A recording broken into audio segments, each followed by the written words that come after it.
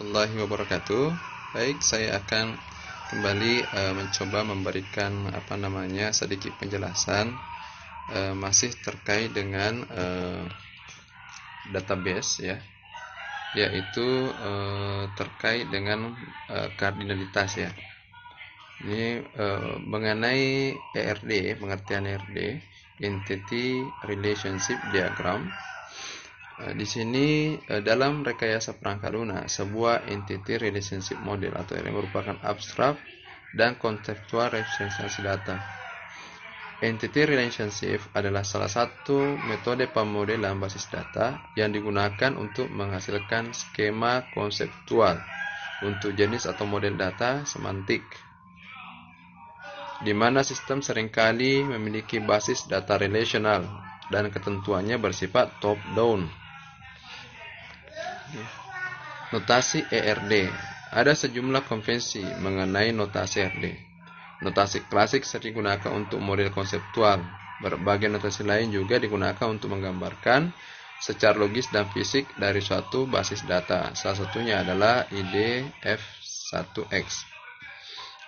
Coba kita lihat di sini ada atribut, ada entitasnya, ada entitas, ada relationship, ada entitas. Sini kita melihat dari gambar ini entitas dengan entitas itu dihubungkan ya. Entitas dengan entitas dihubungkan. Juga disebut sebagai model ERD. Entitas adalah segala sesuatu yang dapat digambarkan oleh data. Atribut merupakan pendeskripsian karakteristik dari entitas. Kemudian relasi, adanya hubungan di antara sejumlah entitas. Kita bisa lihat di sini. Ada mahasiswa, tentu ada namanya, ada NIM-nya. Kemudian mengambil KRS. KRS ini ada kode mata kuliah. Pada KRS itu ada kode mata kuliah, ada semester, kemudian tahun akademik, kemudian NPM-nya.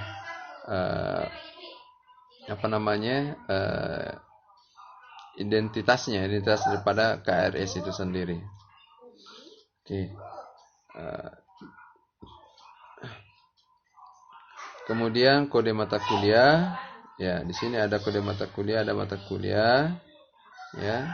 Kemudian disajikan dalam bentuk KRS. Oke, ini dihubungkan. Jadi NPM ini, ada NPM-nya, itu dia kan perhatikan dia bergaris bawah, itu artinya dia adalah key-nya. Nah, kemudian derajat relasi atau kardinalitas seperti yang pada slide yang video yang satunya itu, saya ada juga penjelasan 1 ke 1, one to one, 1 ke banyak, one to many, ada juga banyak ke 1. Kalau slide sebelumnya atau video sebelumnya itu tidak ada banyak ke 1, many to one. Sini ada penambahannya. Bagaimana cara membuat ERD, Entity Relationship Diagram? Tahap pertama pada desain sistem informasi menggunakan model ER adalah menggambarkan kebutuhan informasi atau jenis informasi yang akan disimpan dalam database. Teknik penggunaan data dapat digunakan untuk menggambarkan setiap ontologi, yaitu gambaran dan klasifikasi dari istilah yang digunakan dan hubungan antara informasi untuk wilayah tertentu. Nah, di sini secara umum metodologinya menentukan entitas, kemudian menentukan relasi, gambar ERD sementara, isi kardinalitasnya, tentukan kunci utama, gambar ERD berdasarkan kunci, menentukan atribut, pemetaan atribut, gambar ERD dengan atribut, dan periksa hasil. Nah, kita langsung ke contoh kasus ya. Sebuah perusahaan mempunyai beberapa bagian atau departemen. Masing-masing bagian mempunyai pengawas dan setidaknya 1 pegawai. Pegawai ditugaskan paling tidak di 1 bagian, dapat pula beberapa bagian. Paling tidak 1 pegawai mendapat tugas 1 proyek, tetapi seorang pegawai dapat libur dan tidak dapat tugas di proyek. Ini persis contoh atau diagram yang kita buat pada video sebelumnya. Jadi entitasnya apa? Pengawas, bagian atau departemen, kemudian pegawai atau employee, kemudian project.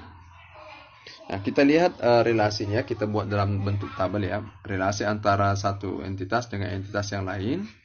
Bagian itu pegawai ya. Bagian ditugaskan ke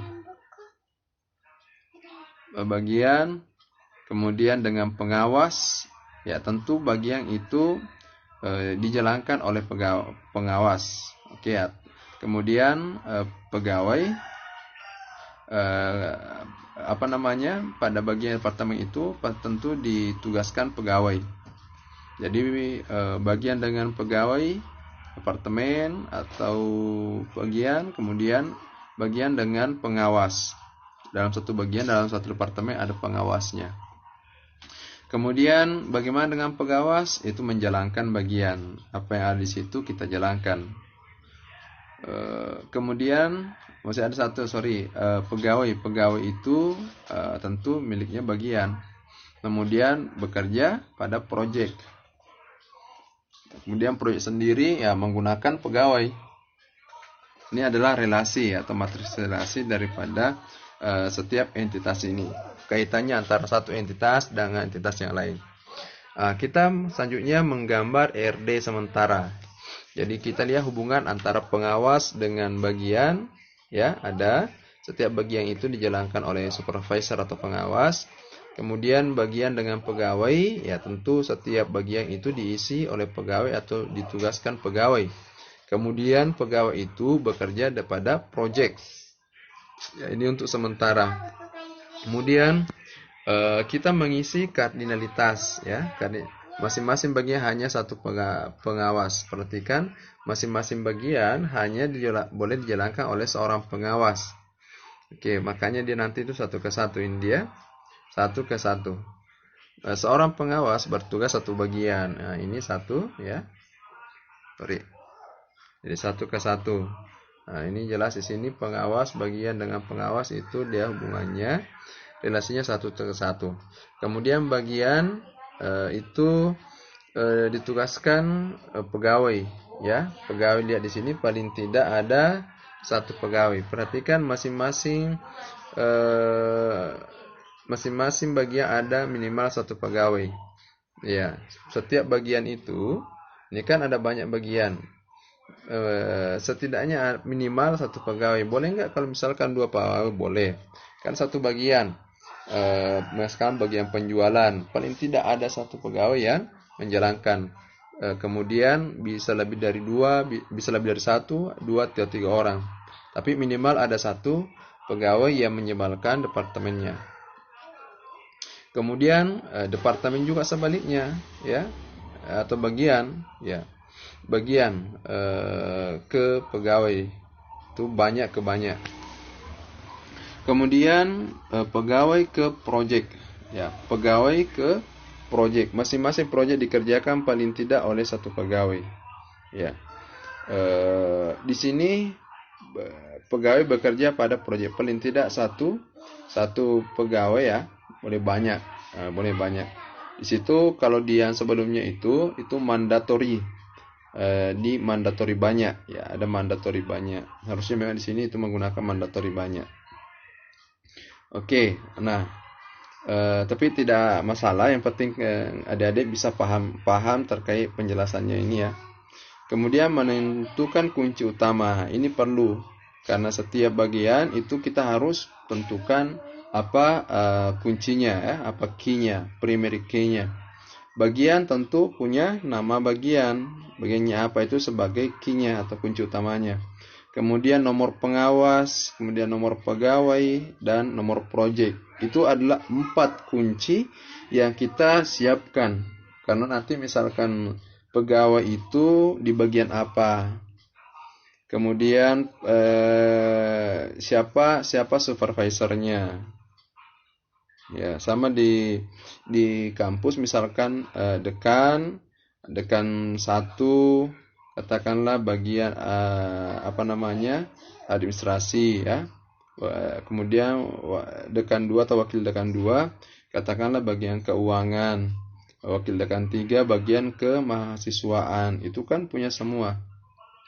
Keuangan, administrasi, dan kemahasiswaan. Itu bagiannya. Nah, kemudian berikutnya kan di sini pegawai. Dekan adalah wakil dekan adalah pegawai, tentu punya nomor pegawai. Dia bekerja di proyek apa tadi? Kalau misalkan mahasiswa, ya tentu dia katakanlah nomor proyeknya. Kalau wakil dekan 3 ya mahasiswa misalkan, wakil dekan 1 administrasi, wakil dekan 2 adalah keuangan. Itu contoh. Nah, kemudian kita menggambar berdasarkan kunci. Nah, ini ya kunci utama. Bisa kalian baca lebih detail. Perhatikan, ada 2 relasi banyak ke banyak pada RD sementara, yaitu antara bagian dengan pegawai, pegawai dengan proyek. Oleh sebab itu, kita buat entitas baru, yaitu bagian pegawai dan bagian proyek. Kunci utama dari entitas baru adalah kunci utama dari entitas lainnya, akan menjadi kunci tamu di entitas baru. Sini bagian, ya, dia kunci utama. Kemudian pengawas juga ada kunci utamanya, ya. Nama bagian sebagai kunci utama, nomor pengawas sebagai kunci utama, kemudian nomor pegawai sebagai kunci utama, nomor proyek sebagai kunci utama. Nah, kemudian dari tugaskan ke bagian pegawainya. Bagian pegawai itu nomor pegawai tentu, ya, di bagian pegawai ada nomor pegawai, kemudian ada nama bagian. Nama bagian itu disebut sebagai kunci tamu, ya. Ya, kunci tamu dia.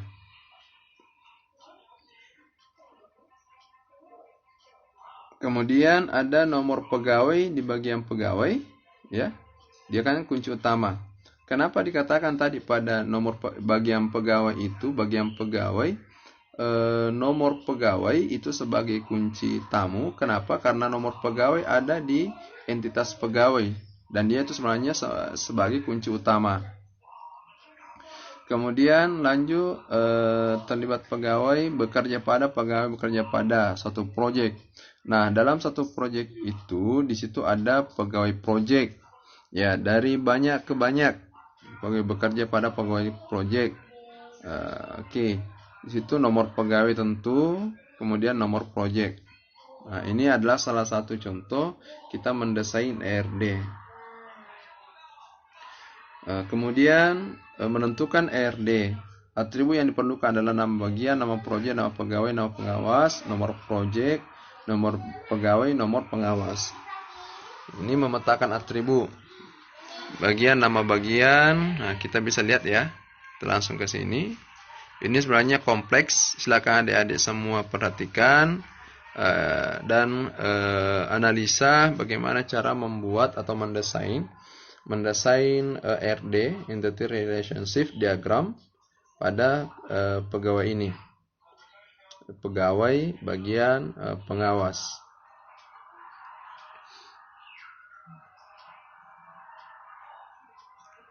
Oke. Saya kira itu sedikit penjelasan tambahan terkait dengan ERD, Entity Relationship Diagram, bagaimana menggambarnya, dan bisa nanti banyak latihan. Oke, sekian. Assalamualaikum warahmatullahi wabarakatuh.